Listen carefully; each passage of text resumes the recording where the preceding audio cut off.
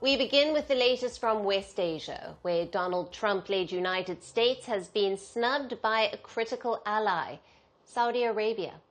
Saudi Crown Prince Mohammed bin Salman firmly rejected US President Donald Trump's call to displace Palestinians in Gaza to a third country. The Crown Prince repeated Riyadh's stance on Israel-Palestine conflict and said that Saudi Arabia will not establish ties with the Jewish state without the creation of the State of Palestine. In what Saudi Arabia called a clear and explicit assertion of its position on the conflict, Riyadh said its stance for the creation of a future State of Palestine is not up for negotiation.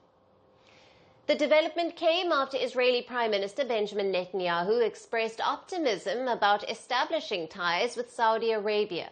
In a press conference with the US President Donald Trump, Netanyahu said that peace between Israel and Saudi Arabia is not only feasible, but is soon going to happen. Meanwhile, referring to the normalization of the Arab-Israeli ties achieved during his previous presidential tenure, President Trump had stated that more countries will join the Abraham Accords. Until Riyadh repeated its position on Palestinian statehood, Trump's comment was seen as a suggestion that Saudi Arabia might normalize ties with Israel soon.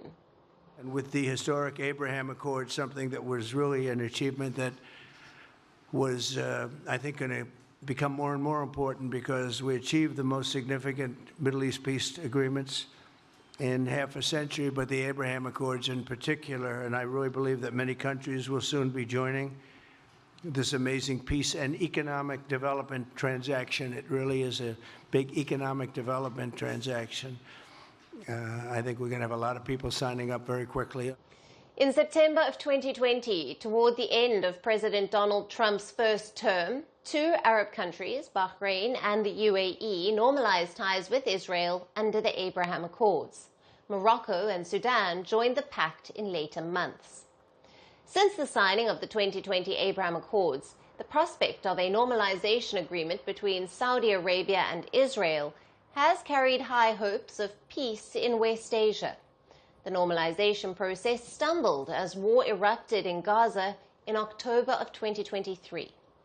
Amid the now paused devastating war in Gaza, the non-negotiable Saudi condition for Palestinian statehood has been seen as a conclusive solution to the long-standing Israel-Palestine conflict. But with Donald Trump's call to displace Palestinians from Gaza and even the threat of US takeover of the coastal Palestinian enclave, a cautious Riyadh appears to be stepping back on the question of normalization with Israel. From breaking news to the day's biggest controversies, shedding light on the world's top headlines. Detailed analysis on the stories that matter the most to you. Catch it all on Spotlight at 6 p.m. India time and 12:30 GMT, only on Firstpost.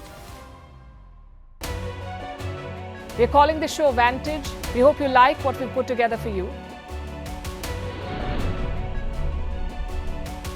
Touted as the minimum defense from that video.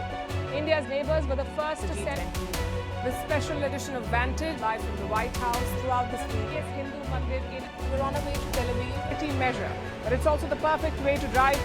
I don't think that Prime Minister of Bhutan, Sherin Tagwe. Welcome to 60% of the world's office. Prime Minister Modi did the iron. We were actually How are you doing? How do you like? It's been 1 year since that meeting. Iron bars separate you from the outside. Out the vote efforts. Trump had, it says, and at $4.3 trillion. 300 billion by 2030. That's what we need to tackle climate change.